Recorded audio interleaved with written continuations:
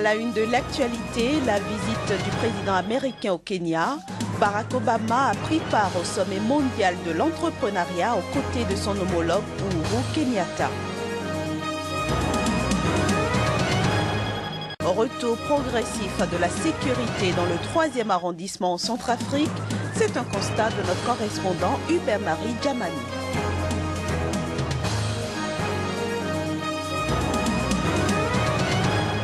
Enfin, nous irons dans le Doubs en France où se développe une nouvelle forme de tourisme, le tourisme motard.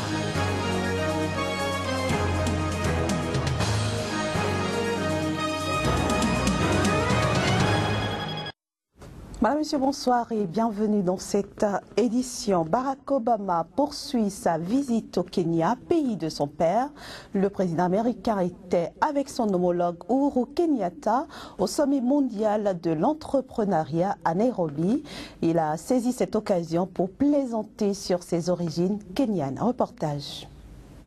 Cette visite sous haute sécurité dans le pays de son père sera pour Barack Hussein Obama l'occasion de parler d'économie, mais surtout de lutte antiterroriste. Le Kenya a été visé ces dernières années par de spectaculaires attaques des islamistes somaliens Shebab et une partie de la capitale Nairobi a été bouclée pour la venue du président américain. Avec son hôte Uhuru Kenyatta, ils ont pourtant adopté un ton résolument optimiste samedi en ouvrant ensemble un sommet mondial sur l'entrepreneuriat. Je voulais être ici parce que l'Afrique est en marche. L'Afrique est l'une des régions du monde à la plus forte croissance. Les gens sortent de la pauvreté, les revenus sont en hausse, la classe moyenne croît et les jeunes gens comme vous exploitent les technologies pour changer la façon dont l'Afrique fait des affaires. Il faut que le monde puisse entendre un message très simple. Le discours du désespoir africain et de l'indignité est faux et évidemment n'a jamais été vrai. Avant son entretien bilatéral avec Uhuru Kenyatta, Barack Obama s'est rendu au mémorial érigé en mémoire des victimes de l'attentat perpétré en 1998 par Al-Qaïda contre l'ambassade américaine de Nairobi qui avait fait 213 morts. I'm proud to be the first US president to visit Kenya. Je suis fier d'être le premier président américain à visiter le Kenya. Évidemment, c'est personnel pour moi. Je ne m'appelle pas Barack Hussein Obama pour rien. There's a reason why my name is Barack Hussein Obama. Au fil des semaines, à mesure que la visite approchait, la ferveur n'a cessé de monter au Kenya. Samedi encore, les principaux quotidiens consacraient leur une à Barack Obama, né à Hawaï d'une mère américaine et d'un père kenyan. Il a promis de revenir au Kenya une fois qu'il aura quitté la Maison Blanche et de s'investir personnellement dans le pays natal de son père. Au Burundi, Agathon Rwasa, le principal opposant au président Pierre Nkurunziza, affirme ne pas reconnaître les résultats de la présidentielle de mardi, résultats qu'il qualifie de fantaisistes et qui donne Pierre Nkurunziza vainqueur avec un peu plus de 69% des suffrages exprimés selon les chiffres officiels.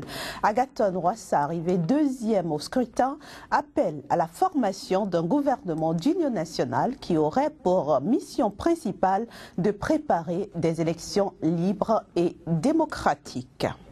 Le Parlement tunisien a adopté tard vendredi soir une nouvelle loi antiterroriste afin de répondre à l'essor des attaques djihadistes dans le pays.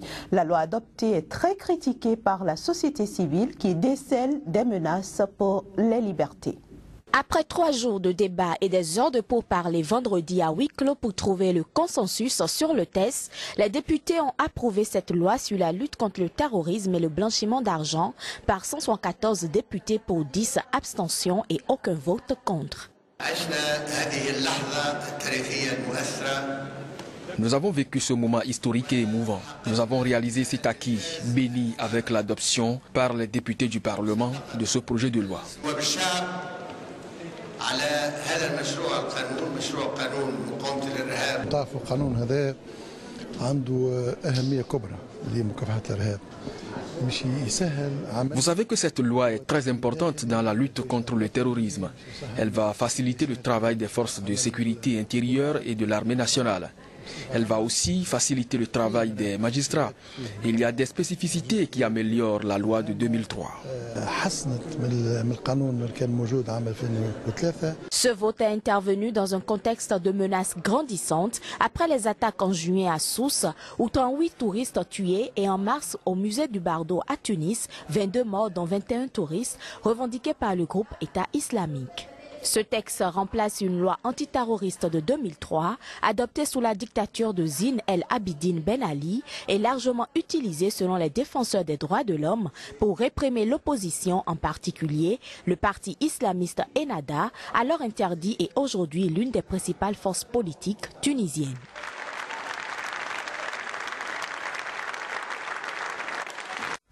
Au Nigeria, le groupe Boko Haram continue ses exactions dans le nord-est. De nouvelles attaques ont fait vendredi 25 morts. Ces nouvelles victimes portent à 800 le nombre de personnes qui ont été tuées par les islamistes de ce groupe armé depuis l'investiture fin mai dernier du nouveau président Muhammadu Buhari. Par ailleurs, les attaques perpétrées par Boko Haram et la répression de l'insurrection par les forces nigérianes ont fait plus de 15 000 morts et 1,5 million de déplacés depuis 2009. En Centrafrique, la sécurité revient progressivement dans le 3e arrondissement sous l'effet de l'action conjuguée des forces internationales et des autorités de la transition. C'est du moins le constat fait sur place par notre correspondant Hubert-Marie Djamani. Les activités ont repris dans le 3e arrondissement de Bangui, particulièrement au kilomètre 5, considéré il y a quelques semaines encore comme une enclave musulmane. Les commerçants vaquent librement à leurs occupations. Chrétiens et musulmans se côtoient de nouveau en toute fraternité. C'est obligé d'aller auprès de tous les jeunes ou bien les jeunes filles pour leur parler de la paix. Oublier la longue période d'insécurité qui avait poussé des centaines de résidents du quartier à quitter précipitamment le pays ou encore à trouver refuge dans les camps de déplacés. Le marché Sambo retrouve peu à peu son rythme d'antan. Il y a un début et une fin de toute chose. Il y a un début, la guerre est venue, après la guerre c'est la paix. Le kilomètre 5 constitue la plus importante place commerciale de la capitale centrafricaine. L'insécurité qui avait sévi pendant près de 2 ans dans le quartier a fortement pénalisé les activités économiques. Aujourd'hui, le calme est revenu, les commerçants peuvent reprendre leurs transactions financières. Et l'ACK, l'association de commerçants de kilomètre 5, a exigé, a imposé tous les commerçants d'ouvrir leurs boutiques, de répondre à leurs activités, de faire ramener le commerçant déplacé pour que notre activité ça réponde. La situation s'est considérablement améliorée, mais la sécurité reste précaire. Chaque jour que Dieu fait, les forces internationales et les autorités de la transition se mobilisent pour sensibiliser la population sur la paix. Rendons-nous maintenant au Sénégal. La Cour des chambres africaines extraordinaires a renvoyé au 7 septembre prochain le procès de Hissène Habré. L'objectif est de permettre aux nouveaux avocats de l'accusé de prendre connaissance du dossier. Pour les victimes comme pour l'État tchadien, l'essentiel est que justice soit rendue. Hissène Habré remporte la première partie, ou comme titre le quotidien L'Observateur, Hissène Habré s'offre 45 jours de répit. Au lendemain du renvoi au 7 septembre du procès de l'ancien président, la presse sénégalaise y est allée de son commentaire. La main de l'accusé brandie en haut après l'annonce de la décision semble être pour lui un signe de victoire. Pourtant, ces renvois de l'audience n'amputent en rien à la détermination des victimes de l'ex-homme fort de Djamena. Ce n'est pas 45 jours qui va changer leur détermination pour que justice leur soit rendue. J'étais à la sortie du tribunal hier, entouré de quelques amis victimes. Il y en a une veuve, Fatima Toumlé, qui m'a dit « mais 45 jours, c'est rien. S'il faut 45 jours, c'est pas grave. la longue marche des victimes vers la justice ne s'arrêtera pas pour autant. Le procès Habré continue de dominer l'actualité au Sénégal. La presse s'alarme et s'implique de jour en jour pour éclairer les contours d'ombre de l'affaire. Idriss Déby, l'actuel président du Tchad, est de plus en plus la personne visée par des questions adressées aux officiels tchadiens présents à Dakar. Pour la presse, Déby doit lui aussi répondre devant les tribunaux, puisqu'ayant été chef d'état-major des Habré pendant un moment, période durant laquelle se sont déroulés les faits. Idriss Déby n'a jamais été associé, ni de loin, ni de près, à la direction de la documentation et de la sécurité, la DDS, qui était la machine de répression. La presse au Sénégal est largement impliquée dans la tenue de ces procès, premier du genre sur les continents. Son épilogue est attendu, mais les contours de son organisation, son financement et les poursuites contre le seul Hissène Habré devant cette cour commencent à être sujets de vifs débats. Hors de l'Afrique, en France, une nouvelle forme de tourisme se développe depuis quelques années dans des régions habituellement peu touristiques. Il s'agit du tourisme motard. Certains départements, comme le Doubs, lui accordent une place de choix. Ne vous y fiez pas. Dans le Doubs, il n'y a pas que les vaches qui circulent sur les routes. Au milieu de la nature, on y trouve également des chevaux. De gros cylindrés même, venus passer quelques jours dans ce département, aux routes bien entretenues et aux virages acérés.